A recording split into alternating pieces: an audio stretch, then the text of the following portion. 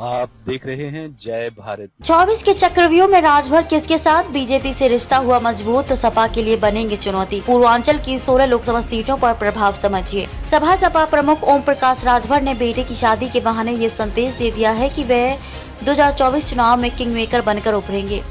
सभी राजनीतिक पार्टियां उनसे हाथ मिलाने को तैयार हैं। इसकी झलक भी दिख गई है। कारण भी साफ है, क्योंकि पूर्वांचल की 16 सीटों पर राजभर वोटर्स का प्रभाव माना जाता है। अगर ओपी राजभर बीजेपी का हाथ थामते हैं तो 2024 लोकसभा चुनाव में विपक्ष के सबसे बड़े दल सपा के लिए मुश्किल हो सकती है। सबसे पहले ये समझते हैं कि राजभर अचानक सुर्खियों में क्यों है। वाराणसी में ओपी राजभर के बेटे अरुण राजभर की रिसेप्शन पार्टी में दिग्गज नेता पहुंचे, जिससे सियासी पारा बढ़ गया है। बीजेपी के डिप्टी सीएम केशव प्रसाद मौर्य, प्रदेश अध्यक्ष भूपेंद्र चौधरी, कई मंत्री, सांसद और विधायक पहुंचे थे। वोट बैंक के इस खेल में माना जा रहा है कि बीजेपी और राजभर के रिश्तों पर जमी बर्फ पिघलने लगी है। 2022 के विधानसभा चुनाव में भले ही राजभर का बीजेपी से पुनर्मिलन नहीं हो पाया, लेकिन 2024 में दोनों ही दल करीब आते दिख रहे हैं।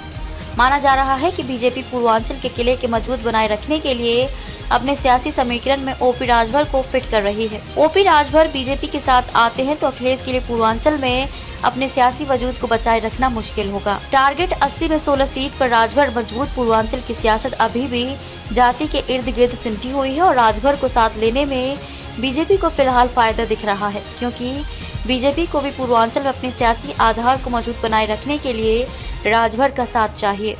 बीजेपी 2024 के लोकसभा चुनाव में यूपी में कोई कसर नहीं छोड़ना चाहती। बीजेपी ने यूपी की कुल 80 लोकसभा सीट जीतने का टारगेट तय किया है, जिसमें लगभग 16 सीटों पर सुबह सपा भाजपा की मददगार बन सकती है।